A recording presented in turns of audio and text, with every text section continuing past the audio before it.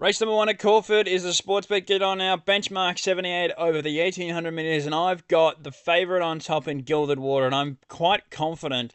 This horse has done a fair bit since arriving from, I think, the UK. But this horse is extremely hard to beat here. I can see why it's been well backed in as favourite. Even though a couple of these other horses in this field have proven themselves at stakes level, I just think Gilded Water is the one to beat off what he's done recently and what he could produce here. Let's Deal in for second. Was very good winning the SA Fillies Classic. And then running well in a couple of other stakes races and can run well here. Unlimited ran third on a Saturday card a couple of weeks ago, but was at a big price, and Chase Your Dreams in for fourth. But I've got Gilded Water on top in the first. Hopefully the favourite can be too classy. First up over the 1800 metres.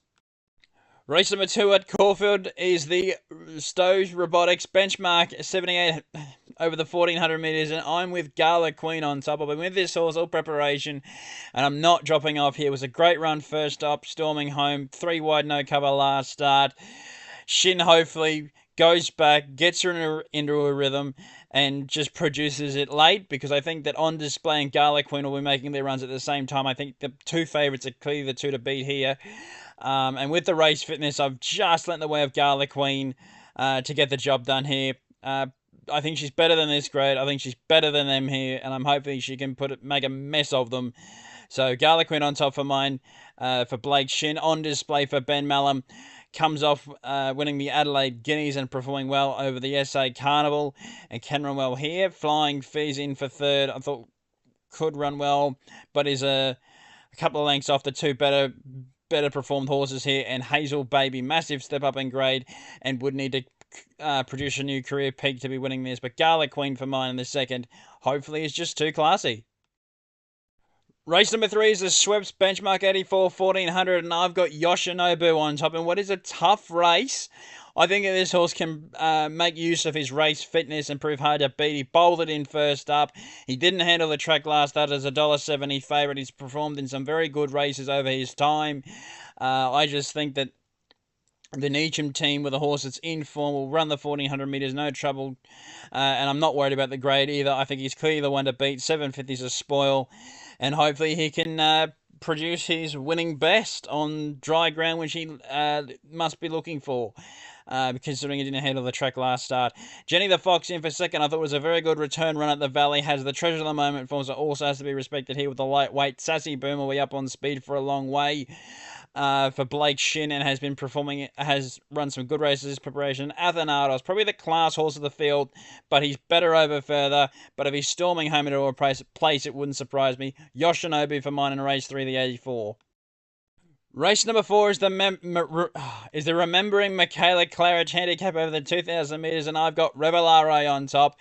You can forgive a good horse one bad run, and to be honest, it wasn't that bad of a run considering where he finished last start, though he was favourite, though I think he'll turn it around here. Second up to the 2,000 metres. He's the best horse in the race, in my opinion. And I think with the run under the belt, he's clearly the one to beat. No weight aboard. Ryan Hurdle with the ride, as he always was going to take it. Clearly the one to beat for mine, Revelare. Middle Earth. I might rescind my statement and taking it back that I think Revelare is the best horse in the field. Middle Earth probably is, but he's got to carry a big weight, and Revelare gets a significant weight off him, though he can still run well. New Look was storming through the line first up, may want one more run further, in my opinion, and Kinesiology would need to seriously turn his form around to be winning this. Revelare, in my opinion, picks himself. Second up, 2,000 metres. I think he'll be winning. Race number 5 is the Thailand Porter, listed to Heatherly Stakes over the 1,700 metres. This is a wide open race, and I'm expecting one at a good price here, and I've got Kingswood on top. I think that this horse is hard to beat. He bolted in his center, and he bolted in the Kunji. Probably didn't handle Sydney way of going, though he was wide for most of the trip, and then he just flat did not handle the staying trip of the Zipping Classic, all the heavy tracks. So 2 forgives runs at the end of the preparation. He's jumped out like a star leading into this. His last one was very impressive, and I think he can make his impact felt here at $9. River of Stars could be anything in this race. First up, 1,700 metres with a Waller polish. I'm excited to see how this horse returns and excited to see what it can do. Golden Path in for third. Probably the one that is deserved of favourites. Isn't 440? Probably a little bit too short. Maybe $6 would be a better price, but a 440, I can't touch it. Ran really well first up in the Revelare race mentioned in the previous race. And I think when Cameron were here with Blake Shin taking the reins and more felons, he was good enough to run in a Melbourne Cup. He's good enough to be producing something here. But Kingswood for mine, I think at $9, he's over the odds. Race 6 is the IVE Group 3 McNeil Stakes over the 1,200 metres. Key early scratching Devil Knight. He'll run in Sydney. And it wouldn't have mattered if he was here or not because I would have still been with Vin Rock. This horse is an absolute star. 3 from 3, maiden Group 2. Honour the Group 1. To win a Group 1 at your third starting race, you got to be a good horse, and this horse is just oozes class. He's a front runner, where the other chances in this field all go back. I just think he's going to get total control in front. Definitely the one to beat. He'll remain unbeaten, 4 from 4. And this is just another stepping stone to another Group 1.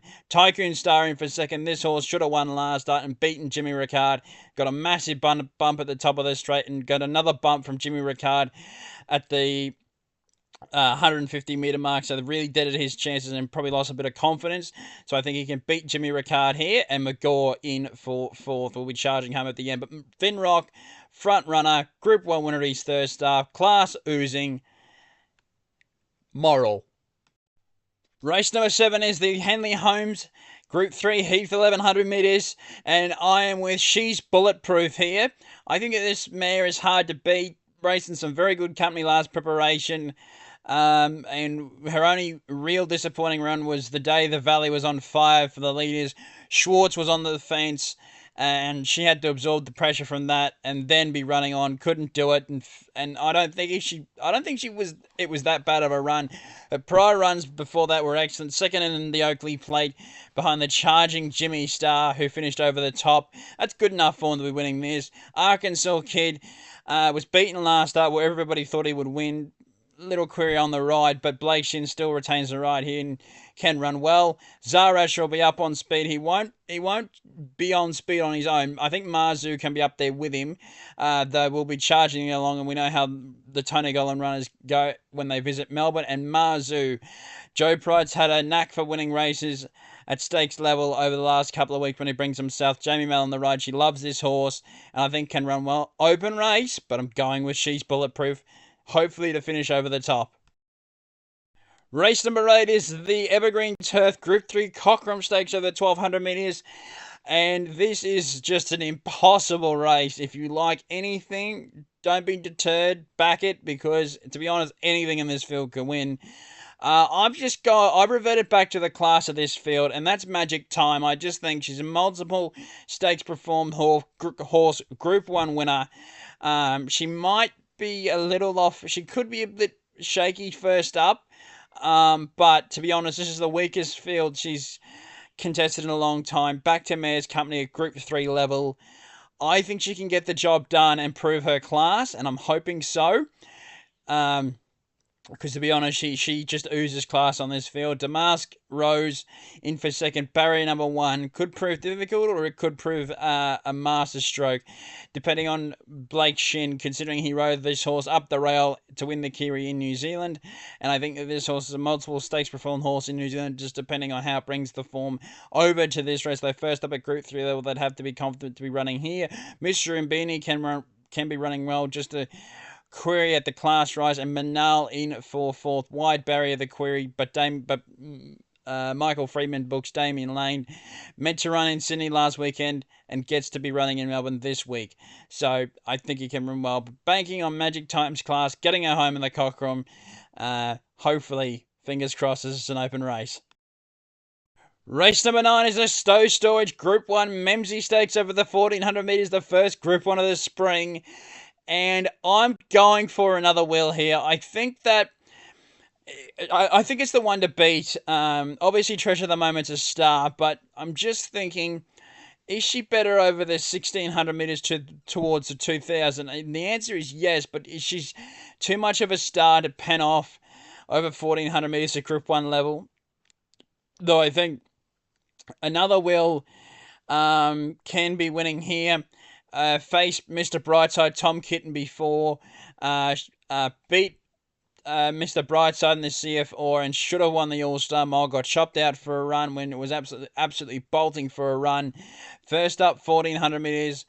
Has been working the house down, and I think Jamie Mallam can score another well deserved Group 1 on this horse for the late Colin McKenna. So deserved of it. Treasure of the Moment in for second. 9 from 11. Very good horse. Superstar, in my opinion, on the rise. But just a little bit of a creep. He's better over further. Mr. Brightside. On the 2 occasions another Will's met him. He has beaten another Will once and should have won the All-Star Mile. And that also counts for Tom Keaton meeting that horse once and should have won that day. First up, 1400 metres. Caulfeild. Just looks another Will's race to lose. Race 10, and we finish today with a sports bet feed benchmark 100 over the 1400 metres. One selection only to be made in this race. It's Sepples. I think he's been working the absolute house down here. He went through the grades last preparation from maiden Group 3 and then went on to win, or start favourite in the Australian Guineas. He finished 4th and it was a very good run that day. He, like I said, jumped out an absolute treat.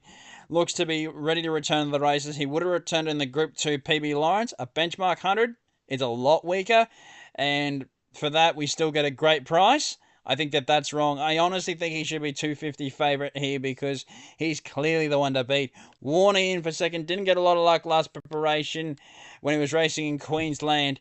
Had no luck on the eyeliner and then was wide in the glass house up on the Sunshine Coast, so I think he'll be running well. He can be up on speed. Home Rule will be up on speed as well.